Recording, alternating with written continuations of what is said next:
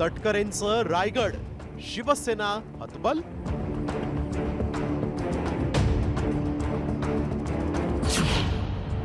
कोकणातून तटकरेंच्या मुलाची बिनविरोध निवड.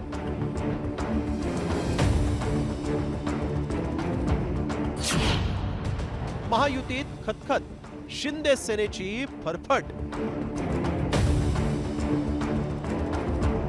रायगडमध्ये तटकरे आणि शिवसेनेचं विळा भोपळ्याचं नातं साऱ्या राज्याला परिचित आहे.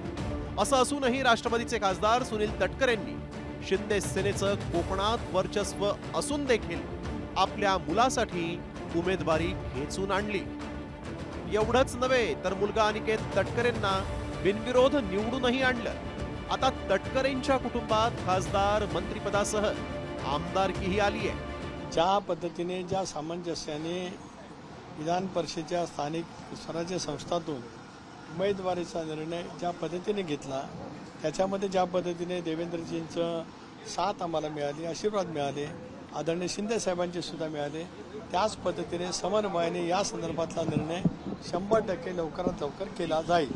तटकरेंनी पालकमंत्री पदाबाबत समन्वयानं निर्णय घेतला जाणार असल्याचं मोघम उत्तर दिल्यामुळे शिंदे सेनेच्या पदरात काय पडणार हा प्रश्नच आहे. तटकरेंच्या या गुगली राजकारणापुढे रायगड जिल्ह्यातील शिंदे सेना पुरती हतबल झाल्याचं चित्र आहे. महायुतीमध्ये शिंदे सेनेची फरफट होत असल्यानं अखेर शिंदे सेनेचे आमदार महेंद्र दळवींनी खतखत मांडली आहे. निवडणूक लढवली असती तर शिकाप्रमाणे तटकरेंच्या राजकारणाचा अंत झाला असता, असं मोठं विधानच दळवींनी केलंय.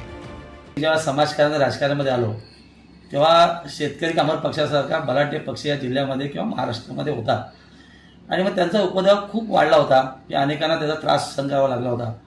आणि म्हणून मी समाजकारण राजकीय येत असताना त्यांच्याबरोबर अनेक निवडणुका लढलो आणि जिंकलो आणि मग त्या पक्षाचा अंत केला असं मी नक्की बोललो. तसंच आज रायगड जिल्ह्यामध्ये अशाच पद्धतीचा त्रास राष्ट्रवादीच्या माध्यमातून तटकरे साहेबांकडनं आम्हाला नेहमीच झाला. या सगळ्या गोष्टीला बघत असताना मला असं भावनिकतेने वाटलं, यदा कदाचित ही लढाई लढलो असतो तिथं मी जिंकून आलो असतो.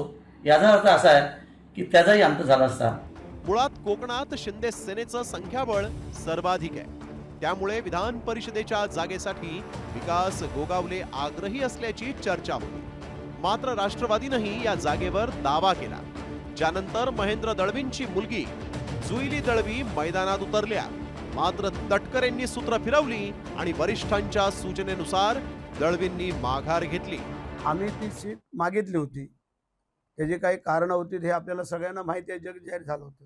परंतु ज्यावेळेला आमचे नेते मंडळी वरिष्ठ ज्यावेळेला विचार करतात आणि त्याने विचारांती जेव्हा निर्णय घेतलेला आहे तो आम्हाला शिवसैनिक म्हणून मान्य करावा लागतो. गेल्या काही महिन्यांपासूनच्या घडामोडी बघितल्या तर वेळोवेळी तटकरेंनी शिंदे सेनेवर मात केल्याचं दिसतंय. भरत गोगावले मंत्री असूनही गेली 2 वर्ष सुनील तटकरेंच्या विरोधामुळे त्यांना रायगडचं पालकमंत्रीपद मिळू शकलेलं नाही. जिल्हा परिषद निवडणुकीत शिंदे सेनेचे सर्वाधिक सदस्य निवडून आले तरीही तटकरेंनी भाजपला सोबत घेऊन शिंदे सेनेला अध्यक्षपदापासून दूर ठेवल्याची चर्चा आहे. त्यात म्हसळा नगरपंचायतीचे नगराध्यक्ष आणि नगरसेवक राष्ट्रवादी सोडून शिंदे सेनेत आले. मात्र तटकरेंनी अवघ्या 4 दिवसात आपलं राजकीय वजन वापरून त्यांना राजीनामा देण्यास भाग पाडल्याची चर्चा आहे. त्यामुळे कोकणात तटकरे कुटुंबियांची वाढती राजकीय ताकद शिंदे सेनेसाठी डोकेदुखी ठरतीये. एकाच घरात आमदार, खासदार आणि मंत्रीपद अशी सत्तेतील महत्वाची पदं असल्यानं तटकरेंचं वजन जिल्ह्यात वाढलंय.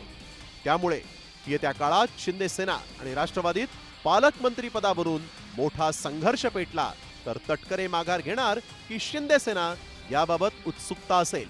ब्युरो रिपोर्ट, साम टीव्ही न्यूज.